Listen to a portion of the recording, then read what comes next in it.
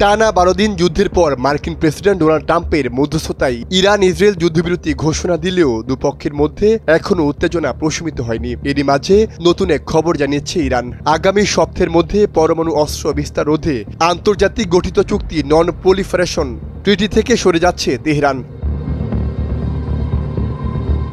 সম্প্রতি কাতার ভিত্তিক সংবাদ মাধ্যম আল জাজিরাকে দেয়া সাক্ষাৎকারে এমন আশঙ্কার কথাই জানিয়েছেন তেহরান বিশ্ববিদ্যালয়ের অধ্যাপক ফুয়াদ ইজাদি। তিনি বলেন, ইরান দীর্ঘদিন ধরে আন্তর্জাতিক পরমাণু শক্তি সংস্থার সঙ্গে সহযোগিতা করে আসছে, কারণ দেশটি এনপিটির সদস্য। কিন্তু এই সহযোগিতা বাস্তবে ইরানের জন্য কোনো কূটনীতিক বা নিরাপত্তাগত সুবিধা বয়ে আনেনি।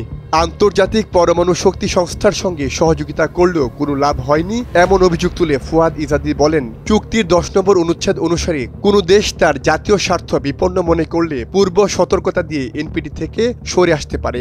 ইরান সম্ভবত সেই অনুচ্ছেদ ব্যবহার করতে পারে। অধ্যাপক ইজাদি বলেন, এনপিটির চুক্তির সদস্য না হলেও চলে, ইসরায়েল তার বড় উদাহরণ। তাই চুক্তি থাকার বাধ্যবাধকতা নেই, বরং চুক্তির আওতায় থাকার পরও ইরানের পারমাণবিক স্থাপনায় হামলা চালানো হয়েছে, যা আন্তর্জাতিক আইন ও নৈতিকতার পরিপন্থী। অধ্যাপক ইজাদি জানান, ইরানের পার্লামেন্ট সদস্যদের একটি বড় অংশ এনপিটি থেকে বেরিয়ে যাওয়ার পক্ষে মত দিয়েছেন।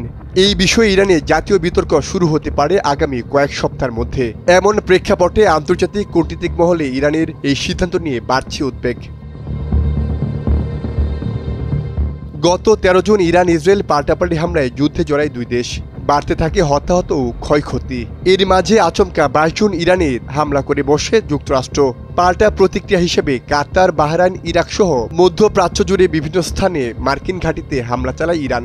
এরপর সামাজিক মাধ্যম ট্রুথ সোশ্যালে এক পোস্টে ইরান ইসরায়েল যুদ্ধবিরতিতে রাজি হয়েছে বলে জানান মার্কিন প্রেসিডেন্ট ডোনাল্ড ট্রাম্প। তবে এনপিটি থেকে ইরান সরে গেলে তা আঞ্চলিক ও বৈশ্বিক নিরাপত্তা পরিস্থিতিতে বড় ধরনের প্রভাব ফেলতে পারে বলে মনে করছেন বিশ্লেষকরা। সাইমুল হক খান, সময়ের আলো।